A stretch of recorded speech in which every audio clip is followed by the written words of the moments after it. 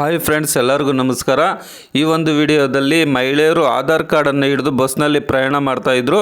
ಆದರೆ ಇನ್ನು ಮುಂದೆ ಶಕ್ತಿ ಸ್ಮಾರ್ಟ್ ಕಾರ್ಡ್ ಇದ್ದರೆ ಮಾತ್ರ ಮಹಿಳೆಯರು ಬಸ್ನಲ್ಲಿ ಪ್ರಯಾಣ ಮಾಡೋದಕ್ಕೆ ಆಗುತ್ತೆ. ಶಕ್ತಿ ಸ್ಮಾರ್ಟ್ ಕಾರ್ಡನ್ನು ಪಡೆಯೋದಕ್ಕೆ ಎಲ್ಲಿ ಅರ್ಜಿಯನ್ನು ಸಲ್ಲಿಸಬೇಕು, ಯಾವಾಗಿಂದ ಪ್ರಾರಂಭವಾಗುತ್ತೆ, ಏನೆಲ್ಲ ದಾಖಲಾತಿಗಳು ಬೇಕು ಅನ್ನೋದ್ರ ಬಗ್ಗೆ ಸಂಪೂರ್ಣವಾದ ಮಾಹಿತಿಯನ್ನು ಈ ವಿಡಿಯೋದಲ್ಲಿ ಕೊಡ್ತೀನಿ ಸ್ನೇಹಿತರೆ.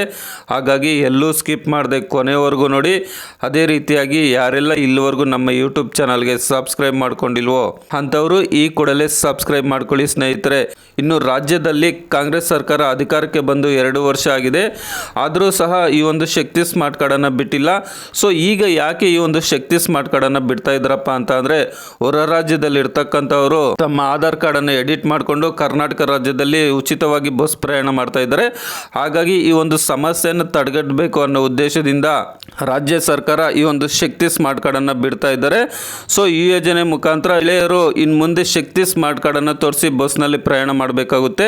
ಇನ್ನು ಈ ಒಂದು ಯೋಜನೆ ಯಾವಾಗಿಂದ ಪ್ರಾರಂಭವಾಗುತ್ತಪ್ಪ ಅಂತ ಅಂದರೆ, ಸಾರಿಗೆ ಸಚಿವರಾದ ರಾಮಲಿಂಗಾರೆಡ್ಡಿ ಅವರು ಮುಂದಿನ ತಿಂಗಳಲ್ಲಿ ಕ್ಯಾಬಿನೆಟ್ನಲ್ಲಿ ಚರ್ಚೆಯನ್ನು ಮಾಡಿ ಇದರ ಬಗ್ಗೆ ಈ ಒಂದು ಯೋಜನೆಯನ್ನು ಜಾರಿಗೆ ತರ್ತಾರೆ.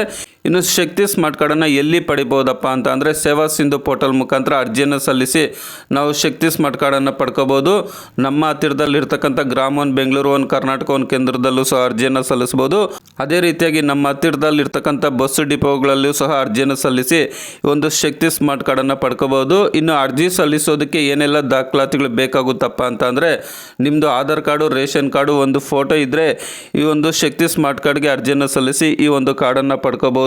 ಕರ್ನಾಟಕದಲ್ಲಿ 3.5 ಕೋಟಿ ಮಹಿಳೆಯರು ಇದ್ದಾರೆ. ಈ ಒಂದು ಯೋಜನೆಗೆ ಅರ್ಜಿ ಸಲ್ಲಿಸೋದಕ್ಕೆ ತುಂಬ ಸರಳವಾಗಿರುತ್ತೆ. ಈಸಿಯಾಗಿ ನಾವು ಈ ಒಂದು ಶಕ್ತಿ ಸ್ಮಾರ್ಟ್ ಕಾರ್ಡನ್ನು ಪಡ್ಕೋಬಹುದು ಅಂತ ಸಚಿವರು ತಿಳಿಸಿದ್ದಾರೆ. ಸೊ ಮುಂದಿನ ತಿಂಗಳಲ್ಲಿ ನಮಗೆ ಗೊತ್ತಾಗುತ್ತೆ.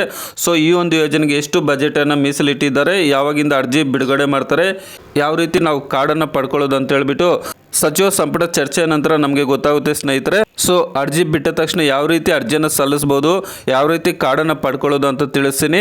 ಸೊ ಆ ಮಾಹಿತಿ ನಿಮಗೆ ಬರಬೇಕಾದ್ರೆ ನೀವು ಸಬ್ಸ್ಕ್ರೈಬ್ ಮಾಡ್ಕೊಂಡಾಗ ಮಾತ್ರ ಆ ಮಾಹಿತಿ ಬರುತ್ತೆ ಸ್ನೇಹಿತರೆ. ವಿಡಿಯೋ ನೋಡಿದ್ದಕ್ಕಾಗಿ ತುಂಬ ಧನ್ಯವಾದಗಳು. ಬಾಯ್, ಟೇಕ್ ಕೇರ್ ಫ್ರೆಂಡ್ಸ್.